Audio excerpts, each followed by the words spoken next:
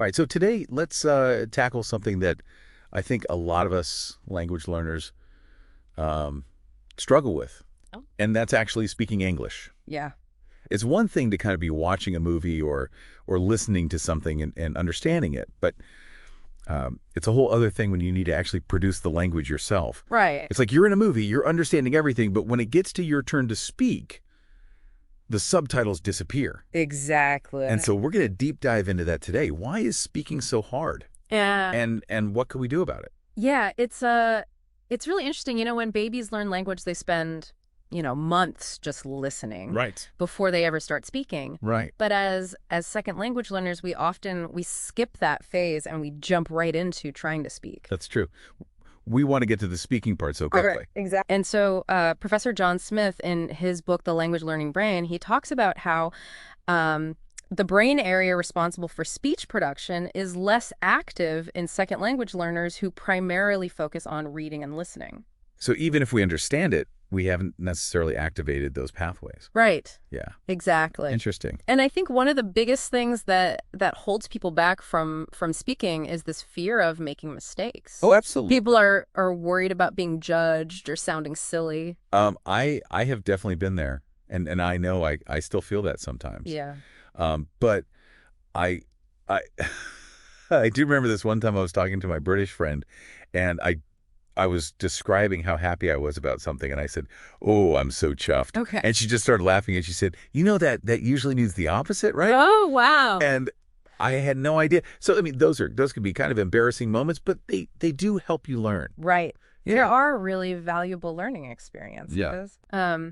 And I think, mistakes are like signposts pointing us towards areas that need more practice. Right. They're not something to be afraid of. Yeah. What if we looked at them like stepping stones? Exactly. Yeah. Like instead of fearing mistakes, it's like, oh, this is bringing me closer to my goal. Yeah, it's like learning to dance. You wouldn't expect to nail the tango on your first try. Right. Exactly. So it's about approaching those stumbles with curiosity rather than self-criticism. Right. And then you analyze what went wrong and practice and turn those oops moments into aha moments. I love that. Yeah. So how can we create that safe space for ourselves to practice, Yeah. even if we don't have a native English speaker on speed dial? Well, one thing you can do is talk to yourself in English. Okay. Wait, like full-on conversations. Yeah. Okay. In the mirror, I know it might sound a little strange at first, but it's a really powerful way to activate those speech pathways without any pressure of judgment. Right. Like, you could just narrate your day, describe what you see, what you're doing. So like, oh, where are my keys? Exactly. Right. Or, it's a beautiful day today. Like just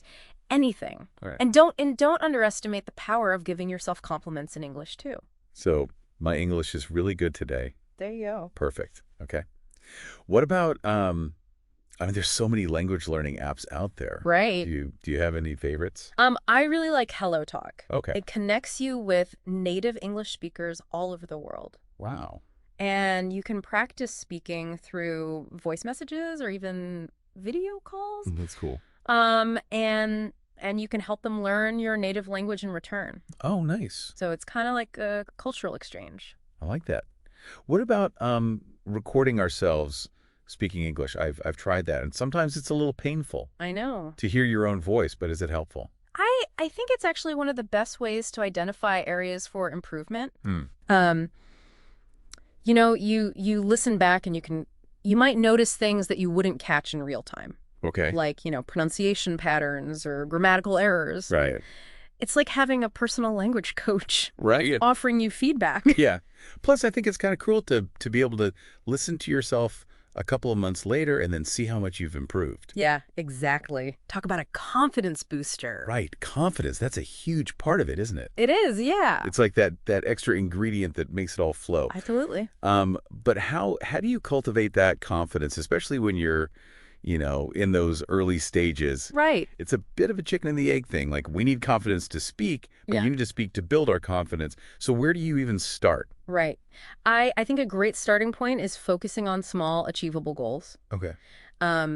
Instead of aiming for perfect fluency right away, break down your learning into bite-sized steps. So instead of saying, I want to sound like a Shakespearean actor, I might say, I want to be able to order a coffee. Exactly, exactly. Right. Or, just introduce yourself to somebody Okay. and ask them about their day. Mastering those small interactions can really build a foundation of confidence. Okay. So it's like building blocks. Yeah, exactly. Think of it like building a house, You start with a solid foundation, and then you add the walls, the roof.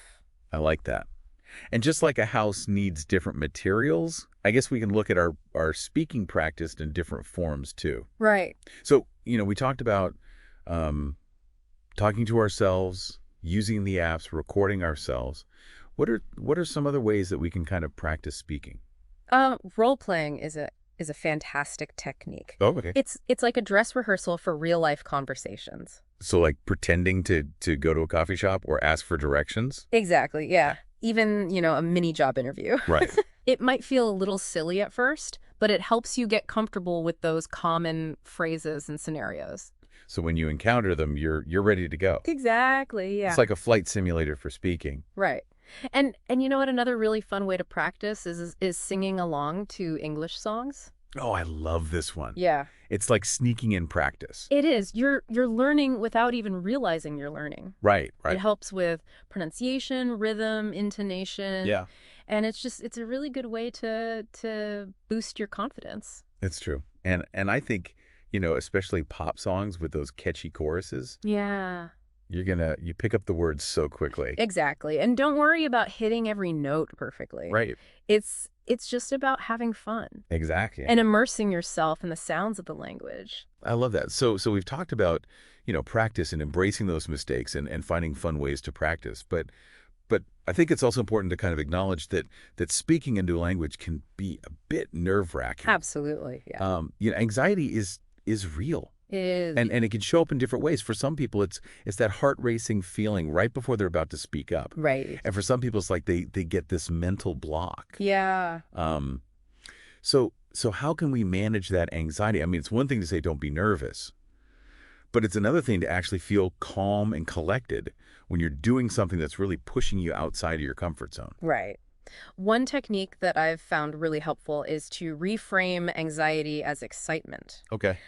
It sounds a little strange, but the physiological responses are very similar. So instead of saying, "Oh, don't mess up," Mhm. you can say, "Oh, this is exciting. I'm about to try something new." Exactly. Yeah. It's about shifting your perspective from fear and avoidance to anticipation and possibility. I like that. So like using that energy to propel you forward. Exactly. Oh, And remember, everybody makes mistakes. right. It's part of the process. So instead of beating yourself up, try to view those as opportunities for growth. It's like Thomas Edison said, I haven't failed. I've just found 10,000 ways that won't work. Exactly. Yeah. And so each mistake is bringing you closer to the way that will work. Right. Speaking of which, building confidence, I've always found that immersion can be really, really helpful. Absolutely. Surrounding yourself with English as much as possible. Yeah, it's like creating a little English-speaking world for yourself. Yeah. Even if you don't live in an English-speaking country. Yeah. So, watching movies, listening to music, reading books. Maybe eavesdropping at the coffee shop. Hey, why not? Okay. And the beauty of immersion is that it can be really enjoyable. Like you can tailor it to your interests. Right. If you love cooking, watch cooking shows in English, find recipes online. Right. If you're passionate about sports, follow your favorite teams and athletes on English language websites. Yeah. Possibilities are endless. So you can make your hobbies into learning opportunities. Exactly. And as you immerse yourself, you'll start to notice patterns. You'll pick up new vocabulary, develop a more natural sense of rhythm and intonation. So learning to swim by jumping in the pool. Exactly. Yeah. You'll splash around a bit, but eventually you'll start to feel more comfortable. And the more you do it, the less foreign the language will feel. Right. It just becomes a more familiar part of your world. Yeah, it becomes like your comfy pair of shoes. Exactly. But I think it's really about making that shift from like I have to speak English to I want to speak English. Yes. And that can make all the difference. Absolutely. So how do we make that shift? How do we go from obligation to like excitement and motivation? Yeah. Well, I think one really powerful way is to connect with the reasons why you're learning English in the first place. Right. What are your goals? Yeah. What do you hope to achieve? Yeah. Maybe you dream of traveling the world and connecting with people from different cultures. Right. Or maybe you want to advance your career or pursue higher education. Yeah. Or maybe you simply want to expand your horizons, challenge yourself, and experience the world through a new lens. Right. So whatever your reasons are, tap into that passion. Yeah.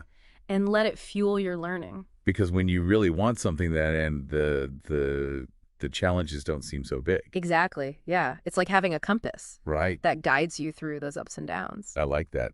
And speaking of journeys, language learning is a journey of self-discovery. It is. Yeah. It's about pushing yourself. Yeah. Trying new things. Yeah. It's about challenging those limiting beliefs that we have about ourselves. Right. Those voices that tell us we're not good enough or not smart enough. Right. Exactly. And as we conquer those challenges and celebrate our successes, we build a stronger sense of self-belief. Absolutely. And that extends way beyond language learning. Yeah, it makes other things in life seem possible. Absolutely. Yeah. It's like that feeling you get when you finally reach the summit of a mountain Right. that you thought you could never climb. Right. You realize that you're capable of so much more than you ever imagined. I love that. It's when we're learning a language, it's easy to get caught up in the mechanics of it, like the grammar rules Yeah. and the vocabulary. And we forget that the essence of it is actually communication. Right. It's about connecting with other humans. Exactly. And sometimes that focus on perfection Yeah. can hold us back from actually speaking freely and confidently. It's like being so worried about spilling the paint that you never pick up a brush. Yeah. And create something beautiful. Right. And what's fascinating is that communication goes beyond just words. Right. It's our body language, Yes. our tone of voice, our facial expressions. Right. All those things contribute to the message. It's true. Yeah. I've noticed that even when I don't get the grammar perfect, if I speak with enthusiasm Yep. and like a willingness to connect, Right. people are pretty understanding. Absolutely. And think about those times when you've traveled to a country where you don't speak the language. Right. You've probably managed to communicate basic needs. Oh, yeah. Or even have a laugh with someone using just gestures and facial expression. Oh, totally. I remember this one time I was in Thailand and my Thai was very limited. Okay. I was trying to find a specific market. Yeah. And I was using a lot of hand gestures and pointing and nodding. Uh-huh. And somehow I got the directions. And we even ended up sharing a plate of pad thai. That's great. It was so fun. That's a wonderful example of how communication transcends language. Right. It's that human connection. Right. It's finding a way. Yeah. And it reminds us that even when we feel embarrassed or we make mistakes, it's like you said, that desire to connect Yeah, is so important. it is. And speaking of challenges, we've talked about anxiety Yes. a little bit, but I think it's something that we should explore a little bit deeper Right. because it's very real and it can be a hurdle It is. for a lot of people. Yeah. I know I've definitely felt that anxiety myself. Mhm. The racing heart, the sweaty palms, the feeling like your throat is closing up. Yeah. It's like my brain suddenly convinces me that English is a dangerous wild animal That's a great way to put it. and I have to run away. It does trigger that fight or flight response. Right. So it makes it hard to think clearly. Yeah. So how do we manage that anxiety? Yeah. I mean, it's one thing to say, don't be nervous, Right. but it's another thing to actually feel calm and composed when you're doing something that's stretching you and pushing you outside of your comfort zone. Right. One technique that I found helpful is to reframe anxiety as excitement. Okay. It might sound a little strange, but the physiological responses are very similar. Okay. Interesting. So instead of saying to yourself, don't be nervous, don't mess up, Right. you could say, this is exciting. I'm about to practice my English and connect with someone new. Okay. So flipping it around. Yeah, shifting your perspective from a place of fear to a place of possibility. I like that. And remember, everyone makes mistakes. Right. It's part of the process. Yeah. Instead of beating yourself up, try to see those as opportunities for growth. Right. There's that famous Thomas Edison quote. He said, I have not failed. I've just found 10,000 ways that won't work. I love that quote. So each mistake brings you one step closer to finding the way that does. And speaking of building confidence, I've always found that immersion is one of the best ways to do that. Absolutely. It's surrounding yourself with the language as much as possible. Yes, creating that little English-speaking world for yourself. Yeah. Even if you don't live in an English-speaking country. So we're talking watching movies, listening to music, reading books. Yes. Maybe eavesdropping at the coffee shop. Yeah, why not? Right. And the beauty of immersion is that it can be really enjoyable. Yeah. You can tailor it to your interests. If Right. you love cooking, watch cooking shows in English or find recipes online. Okay. Are you passionate about sports? Yeah, Follow your favorite teams on English language websites or social media. I like it. The possibilities are endless. Yeah, so it's turning your hobbies into learning opportunities. Exactly. And as you immerse yourself, you'll start to notice patterns, Right? pick up new vocabulary. You'll develop a more natural sense of rhythm and intonation. It's like learning to swim by jumping into the pool. Exactly. You might splash around a bit at first, but eventually you'll start to feel more comfortable in the water. And the more you immerse yourself, the less foreign the language will feel. Right. It will Yeah. become a more familiar part of your world. It will become like that comfy pair of shoes that you just slip on. Exactly. And I think it comes back to that shift from I have to I want to. Absolutely. And that makes all the difference. Yeah, that shift in mindset is incredibly powerful. So how do we make that shift? Right. How do we go from obligation to motivation? Yeah. How do we go from nervous to excited? Well, I think one powerful way is to connect with the reasons why you're learning English in the first place. Okay. What are your goals? Right. What do you hope to achieve by becoming a more confident English speaker? Right. Maybe you want to travel the world. Yeah. Maybe you want to connect with people from different cultures or advance your career Right. or pursue higher education. Or maybe you just want to expand your horizons, challenge yourself, All right. experience the world through a new lens. Yeah. Whatever your reasons are, tap into that passion. Let it fuel your learning. Let it fuel you. Because when you're driven by a sense of purpose, the challenges become less daunting. Right. The mistakes become less discouraging. Yeah. And the journey itself becomes more rewarding. It's like having that compass Exactly. to guide you. Yeah. I like that. And speaking of adventures, learning a new language is an adventure. It It's a is. self-discovery. Yeah, it's about pushing beyond our comfort zones, embracing new experiences, Right. expanding our understanding of ourselves and the world around us. And challenging those limiting beliefs that we might have about ourselves. Yes. Those voices that say we're not good enough or smart enough or capable enough. And as we conquer those challenges and celebrate our successes, Right. we build a stronger sense of self-belief, Absolutely. a resilience that extends far beyond language learning. It's like reaching the top of the mountain that you thought you could never climb. Exactly. And then you realize, wow, I can do so much more Exactly. than I thought. Yeah. And that feeling of empowerment, that sense of accomplishment, can transform your entire outlook on life. That's beautiful. Yeah, it really is amazing how these little things that we might not even think about, like how we're shaping a vowel or Yeah. how long of a pause we're taking, can really make a difference. Right. It's like the secret code within the language. Yeah. And cracking that code is all part of the fun. Exactly. Yeah. And as we've been talking about in this deep dive, the journey to speaking English fluently has a lot of different facets to it. It does. It's not just about grammar and vocabulary. Right. It's about, developing that confidence and embracing the mistakes that we make. Right. And even, like we talked about, those nonverbals. Yeah. It's really a holistic endeavor. Yeah, it's like going on an adventure to a whole new destination. Mm. You're going to face challenges and you might take some wrong turns. But the beauty of it is the journey and kind of discovering the new landscapes and pushing yourself outside of your comfort zone. And like any great adventure, you're not alone. Right. There's this whole community of language learners out there, That's right. all sharing similar experiences. So reach out, connect with others, share your stories, and you'll realize you're not alone. Exactly. And remember, the most important thing is to never give up Yeah. on your dream of speaking English fluently. Keep practicing, keep experimenting, embrace the challenges, celebrate the victories. Absolutely.